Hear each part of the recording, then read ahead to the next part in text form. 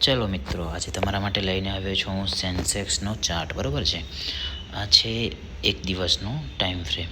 હવે આમાં તમને જો હું તમને એક વસ્તુ મેં તમને બહુ પહેલાં એક વિડીયોમાં તમને સમજાવ્યું હતું કે જે સેન્સેક્સ છે, નિફ્ટી છે, બધું છે એ એમ પેટર્ન બનાવીને ડાઉન સાઈડ નીકળી રહી છે, તો મોટી વેચવાલી આવવાની સંભાવના છે. બરાબર છે, અને એમ પેટર્નની નીચે નીકળ્યું, સસ્ટેન કરી રહ્યું છે. અત્યારે જો આ રેઝિસ્ટન્સ જે છે એનાથી નીચે નીકળી ગયું છે, બરાબર છે, તો હવે વધારે નીચે આવવાની સંભાવના છે. તો હું તમને ચલો કાલ માટેનું તમને જણાવી દઉં કે બરાબર છે.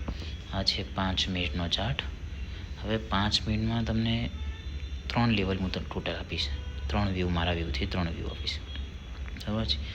એક તો મેઇન રેઝિસ્ટન્સ જે છે એ 75,800થી લઈને 75,880.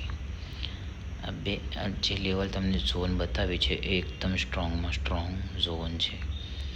બરાબર છે, સ્ટ્રોંગ. એકાઉન્ટથી તમારે સેલનો પ્લાનિંગ કરવું હોય તો તમે પ્લાન કરી શકો છો. બરાબર છે.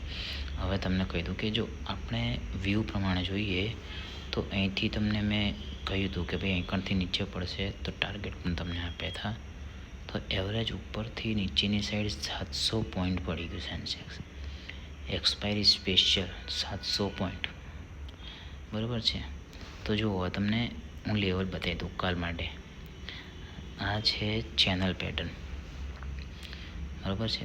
હવે આ ચેનલ પેટર્ન જેવી નીચેની સાઈડ બ્રેક કરી અહીંયા આગળ હોલ્ડ કરવા માટે ટ્રાય કરીને ક્લોઝિંગ આપી દીધું છે. બરાબર છે. હવે જો કાલે આ લેવલે નીચે નીકળે ને, બરાબર છે, આ લેવલ છે તમારું, હું લખી દઉં તમને. બરાબર છે. આ લેવલની નીચે નીકળે ને તો તમારે સેલ સાઈડ પ્લાન કરવાનો છે. બરાબર છે. સેલ સાઈડ પ્લાન કરવા માટે તમારા નીચેની સાઈડ હું 2 થી 3 ટાર્ગેટ તમને બતાવી દઉં કે ભાઈ આયરો તમારો રહેશે. એક પહેલો ટાર્ગેટ 74,780. બરાબર છે. બીજો ટાર્ગેટ તમારો ડાઉન સાઈડ રહેશે 74,500. બરાબર છે. અને ત્રીજો ટાર્ગેટ ડાઉન સાઈડ તમારો રહેશે 74,265. આ 3 ટાર્ગેટ માટે તમે નીચેની સાઈડ પ્લાન કરી શકો છો. મેઇન લેવલ ક્યારેક 75,000 નીચે નીકળે તો, સોરી ભૂલથી 74,000 લખાઈ ગયું છે મિત્રો, 75,000 નીચે નીકળે તો તમારે સેલ સાઈડ 3 ટાર્ગેટથી પ્લાન કરવાના છે. આ થયો આપણો પહેલો વ્યૂ. બરાબર છે. હવે તમને બીજો વ્યૂ સમજાવી દઉં કે બીજો વ્યૂમાં તમે સમજો કે ગેપ ડાઉન ખુલે, નકર સમજ્યા, ગેપ અપ ખુલે. ચલો બીજો ગેપ અપ ખુલે, અને ગેપ અપ ખુલીને જે લેવલ હું તમને કહું છું 75,380, આની ઉપર સસ્ટેન કરી જાય અહીંયા લેવલે, તો તમે ઉપરની સાઈડ તમે પ્લાન કરી શકો છો 2 ટાર્ગેટથી. જે તમારો પહેલો ટાર્ગેટ રહેશે તમારો 75,580. આ પહેલો ટાર્ગેટ રહેશે અને બીજો ટાર્ગેટ તમારો રહેશે 75,800થી લઈને 75,880. બરાબર છે.